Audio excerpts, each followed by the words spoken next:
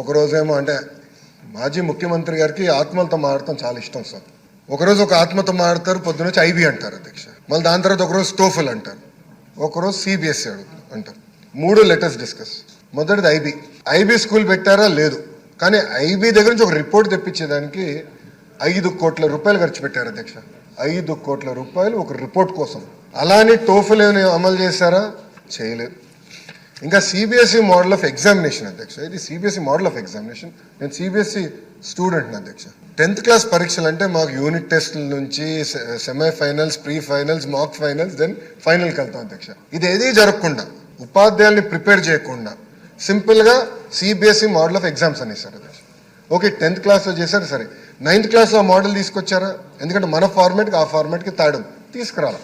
నేను భయపడి ఇమీడియట్గా మాక్ ఎగ్జామ్ పెట్టమని చెప్పాను. పెడితే 90% మంది పిల్లలు ఏదో ఒక ఎగ్జామ్లో ఏదో ఒక సబ్జెక్ట్లో ఫెయిల్ అయ్యారు. నేను ఎక్కడ భయపడానంటే ప్రత్యేకంగా మహిళలు ఫెయిల్ అవుతే, ఆడబిడ్డలు ఫెయిల్ అవుతే ఇంట్లో పెళ్లి చేస్తారని భయపడతాను. సోషల్ ఇష్యూస్ వస్తాయి ఊర్లో. అందుకే నేనేం చెప్పానంటే అధికారులకి, CBSE model of examination will postpone by 3 years. ఉపాధ్యాయుల్ని రెడీ చేద్దాం, పిల్లల్ని ప్రిపేర్ చేద్దాం, తల్లిదండ్రులు కూడా ఈ ఎగ్జామ్ వల్ల ఏమేమి జరగకపోతే వాళ్ళకి ఇంటిమేట్ చేసి రాబోయే 3 సంవత్సరాల్లో ఈ మోడల్కి స్విచ్ అవుదాం నేను చెప్తాను జరిగింది అధ్యక్ష.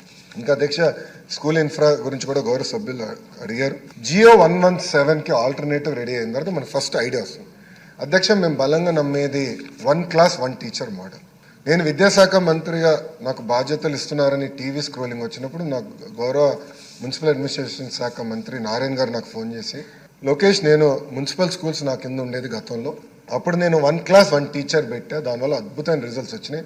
నువ్వు ఏ సంస్థను తీసుకొచ్చినా రాపోయినా పర్వాలేదు, ఇదొక్కటి చేయి, విద్యా వ్యవస్థ చాలా మార్పు వస్తుందని నాకు చెప్పిన వ్యక్తి నారాయణ సార్.